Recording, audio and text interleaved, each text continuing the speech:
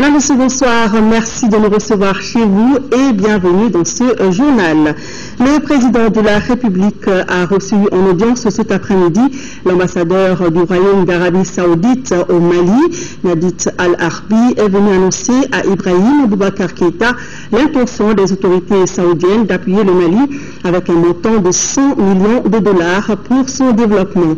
Ce geste du Royaume d'Arabie Saoudite s'inscrit dans le cadre de la coopération entre nos deux pays, une coopération qui couvre plusieurs secteurs comme l'agriculture et le transport. L'Arbi, à sa sortie d'audience, s'est exprimé au micro de Agali Agabissa.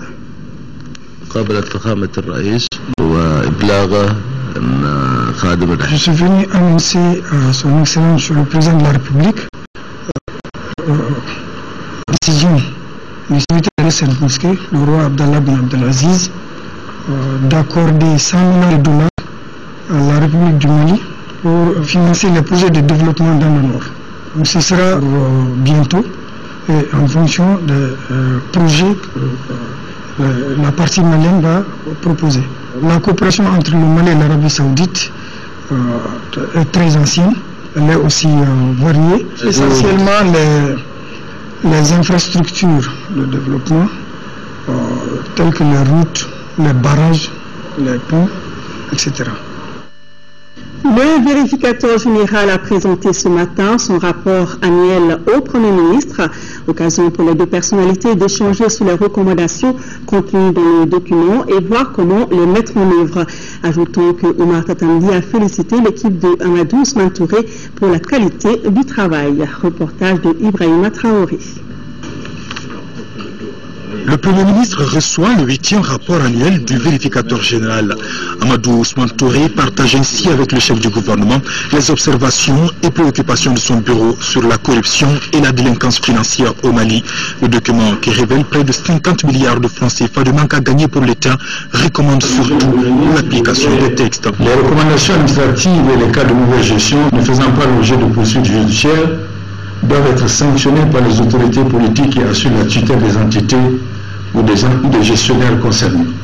La crédibilité du gouvernement à travers vos services compétents pourrait être atteinte lorsque des recommandations pertinentes ne sont pas mises en œuvre ou qu'elles le soient très tardivement, de manière à leur faire perdre toute utilité sociale au public.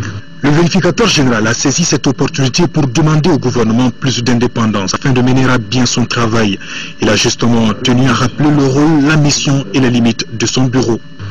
Le rapprochement que certains s'évertuent à faire entre le bureau du vérificateur général et la Cour des comptes relève d'une pure gymnastique intellectuelle, sans intérêt. Il s'agit de deux structures juridiquement différentes. La première étant une autorité administrative indépendante qui ne formule que des recommandations, pas des jugements, pas des arrêts, et la seconde une autorité fondamentalement et essentiellement juridictionnelle, avec la possibilité légale, je reconnais, d'un contrôle non juridictionnel devenu de plus en plus résiduel dans tout l'environnement institutionnel. Nous pensons, nous, que la désignation du CGSP comme institution supérieure de contrôle des finances publiques au sein de l'UNTUSEI est superfétatoire et ne reflète pas la réalité du paysage institutionnel du Mali. Cette fonction devrait être assurée par la Cour suprême à travers la section des comptes. Cette question mérite une attention toute particulière. Le Premier ministre a de son côté salué et encouragé Amadou Ousmane Touré et toute son équipe. Omar Tatamli estime qu'il est temps que la lutte contre la corruption et la délinquance financière devienne enfin une réalité au Mali. Je sollicite votre appui constant de façon à ce que nous puissions parvenir progressivement à une amélioration de la situation du contrôle, à une amélioration des pratiques de gestion, à la mise en place d'un cadre de gouvernance qui soit effectif, efficace, qui réponde à toutes les préoccupations de bonne gestion des ressources qui sont celles du président de la République, de nos concitoyens, dans la perspective de mise en œuvre de politiques de développement qui soient efficaces et sans toutes les déperditions dramatiques que nous constatons et dont votre rapport porte témoignage. Le vérificateur général travaille d'ores et déjà sur le rapport annuel 2013. Le document sera proposé aux autorités nationales pendant le premier trimestre 2014. Je vais l'annoncer dans les titres. Le Royaume du Danemark met à la disposition du Mali plus de 2,5 milliards de francs CFA. Cette contribution est destinée au financement des activités visant la construction et la réhabilitation des infrastructures publiques. Il s'agit surtout de la réalisation des banques de céréales et de l'installation du système hydraulique dans les régions de Ségou, Mopti, Gao, Tombouctou et Kidal. La signature de l'accord a eu lieu cet après-midi dans les locaux du ministère de l'économie et des finances, suivi par Ramata Konati. La signature de cet accord concrétise la mise à disposition de plus de 2,5 milliards de francs CFA au Mali. C'est pour soutenir le pays dans ses efforts de reconstruction et de réhabilitation des infrastructures publiques. Les régions de Ségou, Mopti, Gao, Tombouctou et Kidal sont concernées par cet appui du Danemark. La contribution est destinée à soutenir le financement du secteur de l'administration, des collectivités, de la justice, de la sécurité et du développement rural. Cet appui porte à plus de 15 milliards de francs CFA l'apport du Royaume des Pays-Bas au Fonds de stabilisation économique et sociale du Mali, ce qui a incité le numéro 1 du département de l'économie à saluer les efforts consentis par le donateur en faveur de notre pays. Je saisis cette occasion pour renouveler la reconnaissance du gouvernement du Mali, commencé par le président de la République et l'ensemble du peuple malien, à l'endroit des partenaires techniques et financiers qui jusque-là nous ont témoigné leur sympathie, leur solidarité en cette période si difficile que nous avons connue. Le Fonds national de stabilisation économique et sociale, mis en place en mars dernier, est administré par le PNUD. Coopération bilatérale toujours, le Mali et la Chine renforcent leur partenariat dans l'éducation pour plus d'1,6 milliard de francs CFA. Des établissements scolaires modernes viennent de renforcer les infrastructures de la commune 6. La visite des deux établissements, c'est avec Abdraman Maïga. Une vingtaine de salles de classe, 2 salles de réunion, 3 bureaux et 2 salles de lecture.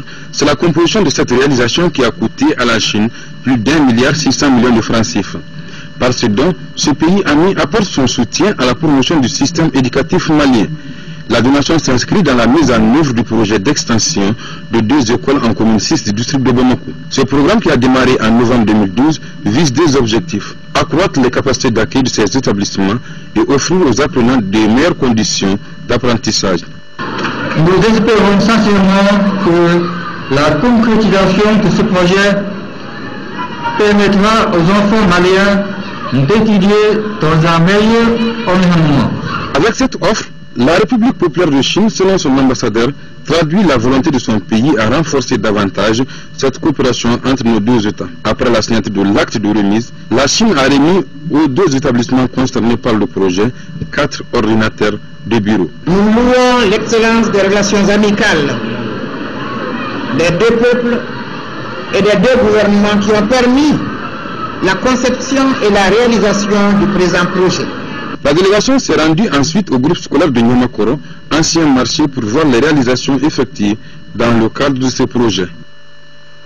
Restons dans le monde scolaire. Nous sommes en commune 1, plus précisément au groupe scolaire de Boulkassoumbougou. L'école vient d'être équipée en outils informatiques, un véritable cyberespace qui va faciliter l'apprentissage des élèves.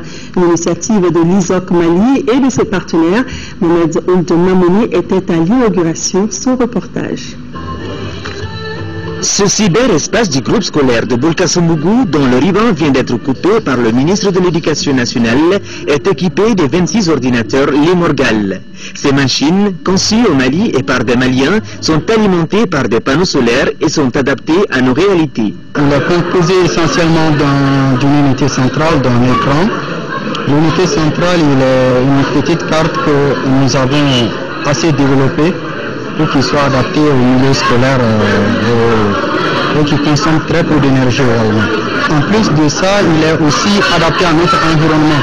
Vous voyez vous-même, la chaleur n'a pas assez d'impact sur le fonctionnement. La concrétisation de ce projet est le couronnement d'un long processus. Elle a impliqué le secteur public, le secteur privé et la société civile dans le domaine d'éthique. Malgré la difficulté conjoncturelle, grâce aux 11 comités de gestion scolaire de Boulkassoumbougou, grâce à l'accompagnement de la mairie de la commune 1 et surtout grâce à ISOC Mali en particulier et ses sponsors, le rêve est devenu réalité. Nous souhaitons vivement que cet exemple de partenariat, société civile, société privée et secteur public, au profit de l'école, fasse tâche d'huile auprès d'autres. Le ministre de l'Éducation nationale souhaite que cette initiative soit pérennisée. Je dois vous avouer que j'aimerais bien voir également fleurir des cyberespaces de ce genre sur la rive droite où j'habite et aussi dans les autres caps. Je compte sur ISOC Mali et tous ses sponsors pour nous appuyer dans cette entreprise. Je ne doute pas que vous ferez un bon usage de votre cyberespace, puisque vous avez contribué également vous-même à son implantation. L'introduction de l'informatique en milieu scolaire est en marche. Ce cyberespace va certainement faciliter l'apprentissage de l'informatique des 3531 élèves et les 143 enseignants du groupe scolaire de Bolkassomougou. Dans le domaine de la santé, vous le savez, le Maroc a envoyé au Mali son 6 médecins militaires. Arrivés le 14 septembre dernier, les médecins ont consulté et effectué plus de 42 000 prestations gratuites au stade omnisport. En fin de mission dans notre pays, ils ont reçu ce matin des distinctions des mains du gouvernement en guise de remerciement pour leur travail. Le compte rendu de la cérémonie de remise des distinctions, c'est avec Garibou Pérou. Ils sont officiers, sous-officiers et militaires de rang à être décorés par l'État malien. Médaille du mérite militaire pour les officiers et médaille commémorative de campagne pour les sous-officiers et les militaires de rang. Ces décorations expriment les signes de reconnaissance et d'amitié de la République du Mali au Royaume du Maroc qui a installé un hôpital de niveau 3 dans notre pays dans le cadre des actions humanitaires. Le 3e hôpital médico-chirurgical de campagne a réalisé 42 500 prestations, délivré gratuitement 32 000 ordonnances, opéré 170 malades entre hommes, femmes et enfants. Enfin, et certes, chaque mission, et quelle que soit sa nature, elle a un début et une fin. Nous allons, Inch'Allah, rentrer chez nous au Maroc. Mais nous garderons à jamais dans nos cœurs nos frères et sœurs maliens et maliennes. Chaque étape de cette mission est une expérience au profit du Mali, une expérience que les acteurs de la santé, de l'hygiène et aussi de la sécurité ou encore de la défense peuvent mettre à profit pour le bien-être des populations. J'ai été constamment à leur côté pour suivre les services rendus aux patients. Je peux témoigner que ce service était de bonne qualité. La décoration qui a été décernée illustre la satisfaction des uns et des autres. Et comme vous avez pu le constater, on dit que c'était un hôpital de campagne, mais c'était un vrai hôpital. Voilà ce qui vaut une décoration pour ces médaillés. Il la regarde, la touche, puis la retouche, enfin rassuré. Je suis partagé entre le Maroc et le Mali, annonce-t-il dans une grande joie. La campagne est encore loin d'être terminée, car le besoin exprimé par jour reste encore élevé, selon le colonel Abdelwed, en fin de mission au Mali. Il est remplacé par le médecin-chef, le colonel Yassir Zakaria. Puisque les prestations continuent, les malades peuvent aussi s'organiser pour avoir de rendez-vous et bénéficier de ces prestations qui sont surtout non payantes. Et la coopération entre le Mali et le Maroc se renforce également dans le domaine de l'industrie. Une délégation de la Chambre de commerce du Maroc séjourne actuellement au Mali. Ce matin, les Marocains étaient à la Chambre de commerce et d'industrie. Plusieurs sujets à l'ordre du jour entre opérateurs économiques maliens et chérifiens. Des sujets comme l'écoulement des produits marocains sur le marché malien et le transfert de technologies. Abdraman Maïga. Après la télécommunication et la formation continue des imams maliens, le Maroc renforce sa présence au Mali et cette fois-ci avec le volet économique. Les acteurs du secteur privé de ce pays étaient venus échanger avec leurs homologues de la Chambre de commerce et d'industrie du Mali, ceci sur les nouvelles orientations du pays, celle de développer avec les nôtres un partenariat. À travers cette collaboration, le Maroc envisage d'exporter ses matières premières et transférer la technologie. C'est une rencontre qui a juste démontré qu'il fallait venir et qu'il fallait faire ces réunions et que tout le potentiel qu'on a deviné à Casablanca, et c'est très bien concrétisé. Plusieurs points ont été également évoqués au cours de cette rencontre. Outre le transfert de compétences et l'échange d'expériences, le Maroc envisage de développer avec le Mali sa coopération dans les secteurs de l'industrie, de l'agriculture, de l'électricité, de la santé et la formation des jeunes.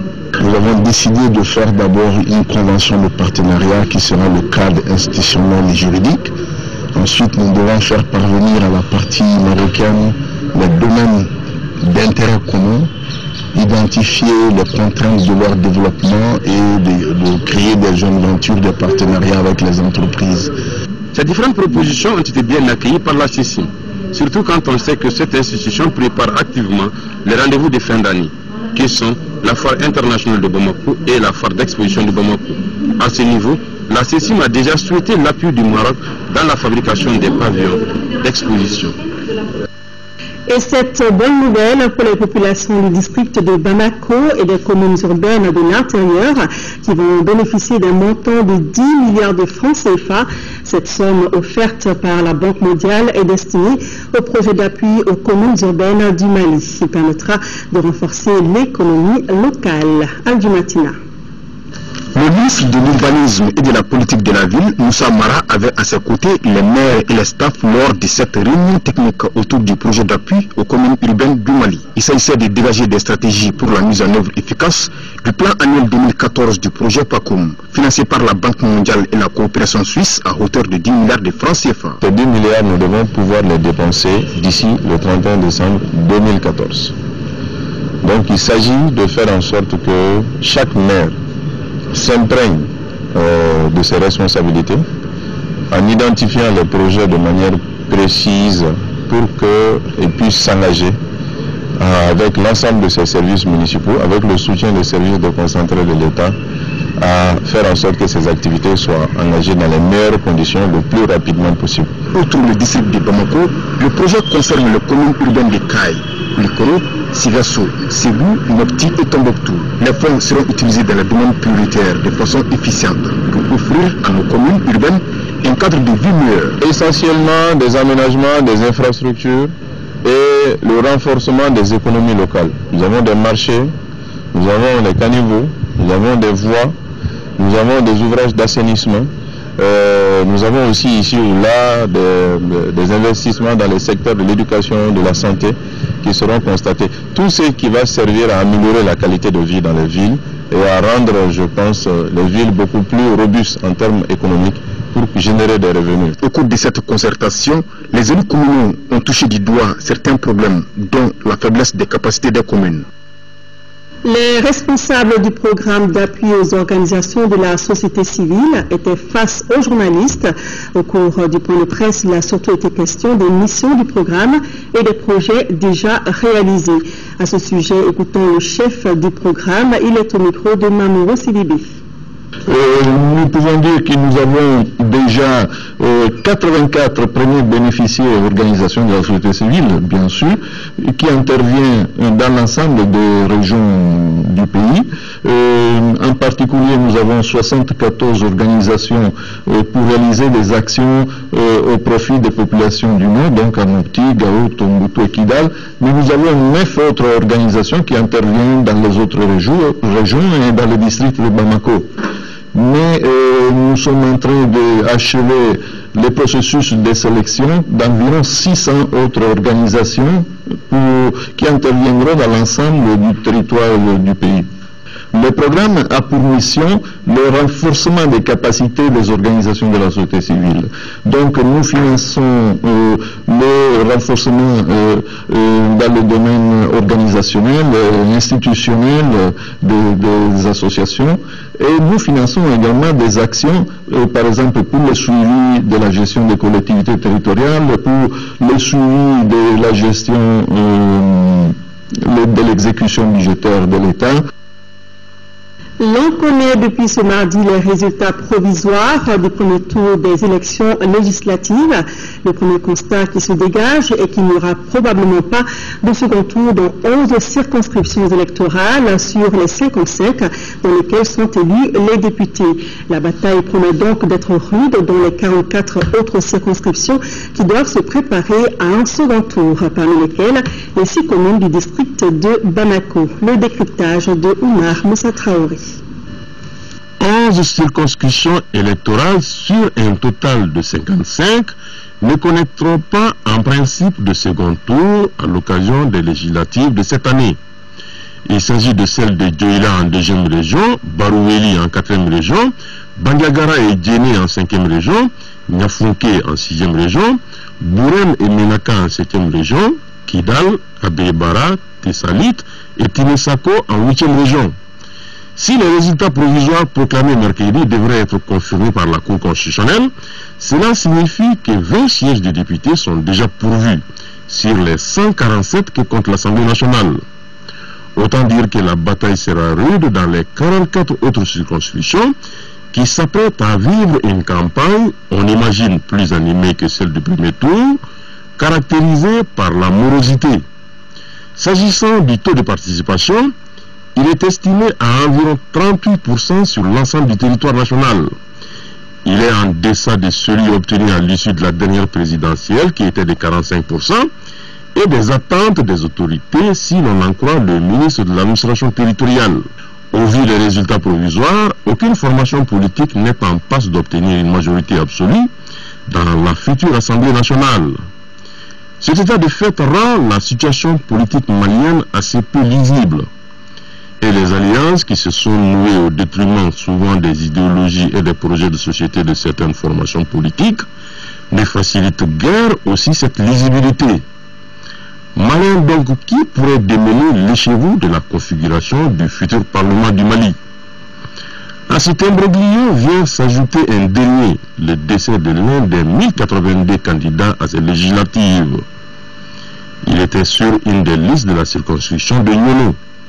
Selon nos informations, la loi semble être muette sur ces cas de figure. La Cour constitutionnelle vient d'ailleurs d'être saisie de ce dossier par le ministère de l'administration territoriale. Le consul général du Mali en France informe la communauté malienne que les travaux de la commission administrative de révision des listes électorales de la juridiction de Paris se déroulent actuellement au consulat général du Mali en France, au 653 rue Hoche, 93 170 Bagnolet, et prendront fin le 31 décembre prochain. L'objet des 10 travaux est de procéder aux opérations de radiation et de transfert des électeurs inscrits sur la liste biométrique. À cet égard, le consul général invite les électeurs inscrits qui souhaitent faire un transfert de lieu de vote à s'adresser à la commission de révision des listes électorales. Le plan d'accélération de la cible numéro 2 des OND vient d'être lancé à Bamako, un plan qui devra renforcer la sécurité alimentaire. C'est une opération du gouvernement malien en partenariat avec le programme des Nations Unies pour le développement. Nous y reviendrons. Ils étaient hier des centaines de jeunes dans les rues de Bamako à l'appel du groupe Watissira, un collectif d'associations. Objectif, réclamer la souveraineté et l'intégrité sur l'ensemble du territoire national. Tout au long de la marche, les jeunes scandaient le retour de Kidal dans la République, la paix et l'unité du pays. Les responsables de la marche, par cette initiative, apportent ainsi leur soutien à toute action tendant à créer les conditions d'un Mali un et indivisible. L'Association malienne des droits de l'homme a organisé une conférence de presse sur la lutte contre l'impunité et la réconciliation nationale. Cette conférence de presse est le cours de la mission internationale de contact et d'échange sur la situation des droits de l'homme dans notre pays. Compte rendu Isaac Thienou. C'est dans le cadre d'une mission conjointe entre l'Association malienne des droits de l'homme, AMDH, et la Fédération internationale des ligues des droits de l'homme, FDH, que s'inscrit cette conférence de presse. Un rendez-vous avec les médias axés sur la lutte contre l'impunité et la réconciliation nationale. Le Mali a connu des moments difficiles suite à la profonde crise dont il sort. Il faut donc en croire les responsables de la MDH que justice soit rendue. La FDH a mené une mission internationale à Bamako pour évaluer l'évolution de la situation des droits de l'homme au Mali. Cette commission avait pour objectif de rencontrer les autorités politiques, judiciaires ainsi que la société civile pour échanger sur les enjeux importants tels que le renforcement de l'état de droit, la lutte contre l'impunité, le renforcement de la justice et la réconciliation nationale. À cette étape de sortie de crise, soulignent les conférenciers, l'implication de la société civile est indispensable et cela pour un meilleur résultat. La société civile malienne doit s'organiser pour contribuer efficacement aux travaux de cette commission. La société civile malienne doit accompagner les victimes devant la commission. Cette conférence de presse met fin à la mission internationale de contact et d'échange sur la situation des droits de l'homme et les enjeux liés à la réconciliation nationale. Le syndicat autonome de la magistrature a pris avec soulagement l'interpellation le 27 novembre dernier de M. Amadou Ayassanogo par le juge d'instruction du deuxième cabinet du tribunal de première instance de la commune 3 du district de Bamako. Le SAM se réjouit pleinement de cette mesure qui traduit clairement la volonté affichée de nos autorités de faire respecter la loi en tout lieu et toutes circonstances, condition primordiale pour le triomphe du droit et de la démocratie. Le SAM invite tous les magistrats à faire en sorte que l'espoir et la confiance placés en l'institution judiciaire soient mérités à travers tous les actes que nous posons quotidiennement. L'Agence nationale de sécurité routière ANASER a remis en début de semaine des matériels à la gendarmerie, à la police et à la direction nationale des routes. La valeur de l'équipement est estimée à 22 millions de francs CFA et servira à renforcer les capacités opérationnelles des bénéficiaires dans la lutte contre l'insécurité routière. Reportage de Mouvement Sissoko. Ce sont des gilets, des gants, des herses, des panneaux et le matériel pour tester le taux d'alcool chez des conducteurs au volant qui ont été mis à la disposition de la police et de la gendarmerie nationale. Quant à la direction nationale des routes, elle a bénéficié environ d'une trentaine de panneaux. Par cet appui, l'Agence nationale de la sécurité routière ANASER entend contribuer au renforcement du contrôle et à l'amélioration de la circulation routière. Ces matériels de travail ne peuvent que nous renforcer dans nos missions de tous les jours et nous aider à lutter efficacement contre l'insécurité routière. Et la route, généralement, est un véritable danger pour nous. Ce n'est pas la route en tant que telle, c'est le conducteur.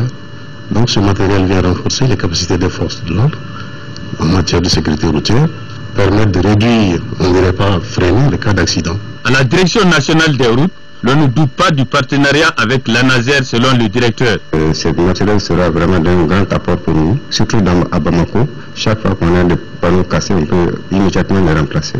Le président du conseil d'administration de l'ANASER a invité les bénéficiaires à faire bon usage du matériel reçu et surtout à être des artisans infatigables de la circulation routière.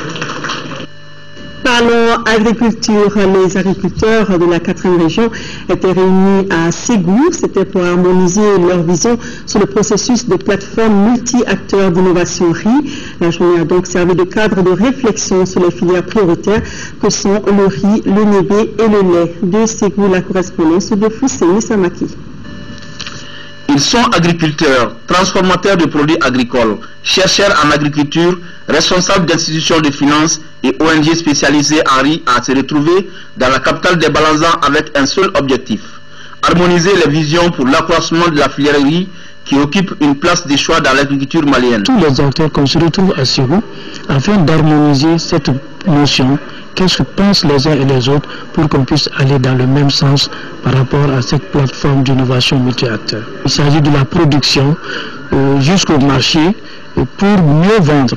Une fois que cette notion de plateforme d'innovation sera connue, que chaque acteur puisse connaître son rôle, ses responsabilités. Cette journée de réflexion vise à garantir la souveraineté alimentaire et assurer le bien-être des populations. Cette politique, axée sur la modernisation de l'agriculture familiale et de l'entreprise agricole, favorise également l'émergence d'un secteur agro-industriel structuré, compétitif et intégré dans l'économie nationale et sous-régionale, comme une des stratégies favorisant une meilleure diffusion des technologies disponibles au niveau de la recherche agricole.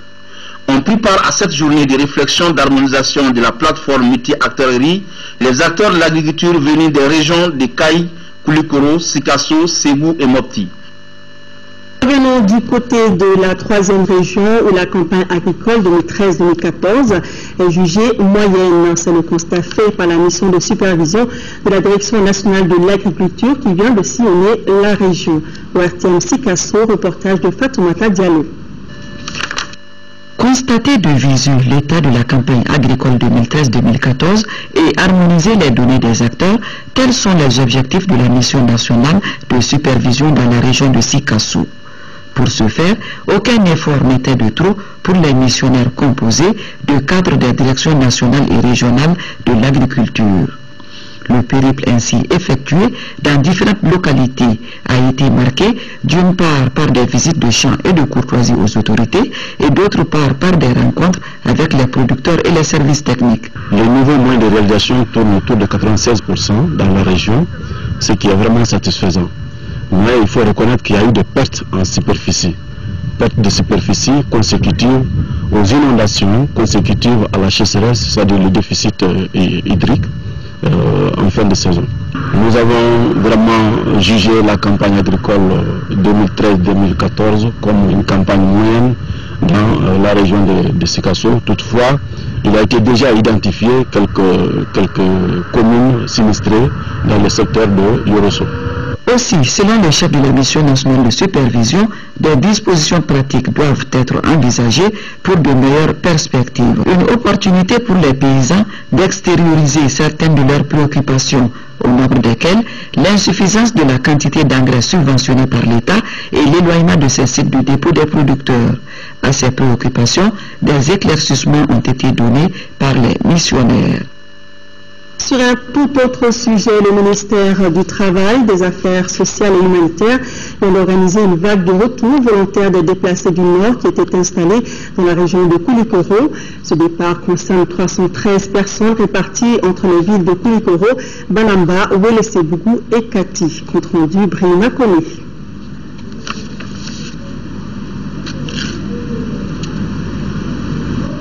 Déplacés du Nord dans la région de Koulikoro s'effectue graduellement. Le directeur régional du développement social et de l'économie solidaire précise en ces termes. N'iront que ceux qui en auront manifesté la volonté. Au total, 313 personnes déplacées du Nord dans la 2e région signent leur retour volontaire dans les régions de Tombouctou et de Gao. Depuis notre arrivée, vraiment Dieu merci, on n'a pas eu de problème, on a été accueillis. Maintenant, c'est le retour. Donc, on demande le pardon, le grand pardon à tout le monde. Ils ont été ici suite à des problèmes de l'eau. Ils ont séjourné parmi nous. Mais à assister à leur retour, vraiment, on ne peut que leur souhaiter un bon voyage, un bon retour et souhaiter que de tels événements au Mali, vraiment, ne reviennent plus. Les déplacés du Nord à Koulikoro et à Banamba prennent leur départ devant la direction régionale du développement social et de l'économie solidaire. Ceux à Kati et à Ouelesebougou se joindront à certains respectivement en communes 3 et 6 du district de Bamako. Ils seront tous acheminés par bus à Mopti où ils prendront le bateau pour leur destination finale. Je me réjouis du fait qu'il y ait la paix et la culture qui soient rétablies au Nord et qui crée des conditions favorables pour le retour des déplacés. Il y a eu des projets qui ont été montés dans ce sens par l'État et qui ont quand même apporté tous les appuis nécessaires à ces déplacés pour que les gens puissent se sentir chez eux. Les déplacés sont accompagnés de 2 agents de la direction régionale du développement social et de l'économie solidaire jusqu'à destination. Cet enfant, tout comme les autres et leurs parents, sont manifestement joyeux de retrouver le chemin de leur localité respective. Même opération de retour des déplacés en 5e région. Cette fois, ce sont les déplacés des régions de Gao et Tombouctou qui résidaient dans les régions de Koulikoro, Ségou, Mopti et dans le district de Bamako qui ont pris le départ. Le transport se fait par bus et par bateau. Moustapha Doumbia. Il s'agit de la 2e opération de retour volontaire des déplacés organisée par le ministère du Travail et des Affaires sociales et humanitaires. Ce 2e convoi concerne au total 2271 personnes déplacées, dont 120 élèves qui résidaient dans les régions de Koulikoro, Ségou, Mopti et dans le district de Bamako. Il était prévu d'affréter 41 bus. Mais malheureusement, compte tenu de la situation financière, on n'a eu que 23 bus. Donc le problème réellement se pose. Heureusement, il y a une ONG qui est là, sur le coup, qui veut mettre 2 bus à la disposition de ceux qui veulent aller à Gao. Ces déplacés volontaires au retour ont pour destination des villes des régions de Gao et Tombouctou. Nous devons retourner à Gundam. Mais grâce à Dieu, à nos autorités, à notre gouvernement, nous partons, même un seul sou, on ne le paye pas. Nous partons au fait du gouvernement. Nous avons été très bien accueillis. Nous savons que le Mali est un et indivisible. Partout où un Malien va, il se retrouve chez lui. On rentre dans notre village natal. On va remercier le gouvernement malien qui nous a aidé à quitter Koulikoro pour partir à Direy. Le coût global de l'opération est d'environ 50 millions de francs CFA, y compris les frais de nourriture des déplacés durant le voyage. Près de 700 millions de francs CFA seront investis par Plan Mali et ses partenaires pour le financement de 3 projets dans la région de Tombouctou. Ces projets concerneront l'hygiène, l'assainissement et l'éducation et couvrent les cercles de Direy, Niafonké, Gundam et Tombouctou. Reportage ORTM Tombouctou et Atandina. Assainir les espaces scolaires et améliorer les conditions d'études des élèves, c'est l'objectif visé par Plan Mali qui a procédé au lancement de 3 nouveaux projets dans la région de Tombouctou. L'hygiène assainissement, le cash for work et un programme d'extension des activités sur 92 nouvelles écoles. Le plan a été l'un des meilleurs partenaires de l'éducation lors de la crise. Aujourd'hui, grâce à Plan, les enfants, nous avons pu finir une année scolaire et obtenir des résultats palpables. Ces différentes activités financées par le Bureau fédéral des affaires étrangères de l'Allemagne, de l'UNICEF et le budget néerlandais vont couvrir une grande partie de la 6e région. Les 3 nouveaux projets vont coûter approximativement une somme de 700 millions pour la région de Tombouctou et vont couvrir tous les cercles de Gundam, Direy, Niafonké et Tombouctou. L'éducation est le grand bénéficiaire de cette affaire. Là où il y a l'éducation, je pense que tout le monde est là-bas. Donc je dirais que c'est tout le Tombouctou qui a gagné des activités du plan. Des kits santé et scolaires ont été remis respectivement au CCRF et aux élèves de Tombouctou. Gao accueille à partir de demain le forum régional sur la réconciliation. Pendant 2 jours, plus de 500 délégués des 4 cercles de la région échangeront sur certaines préoccupations. Ce sera pour apaiser les tensions intercommunautaires dans la région. Moussa Arimaïga. Ici, nous sommes à Gao, la capitale de la cité des Askia, qui inaugurera demain la phase régionale du dialogue entamée par le gouvernement du Mali sous l'égide du ministre en charge de la réconciliation de la Congo région du Nord depuis les assises nationales sur le Nord tenues à Bamako.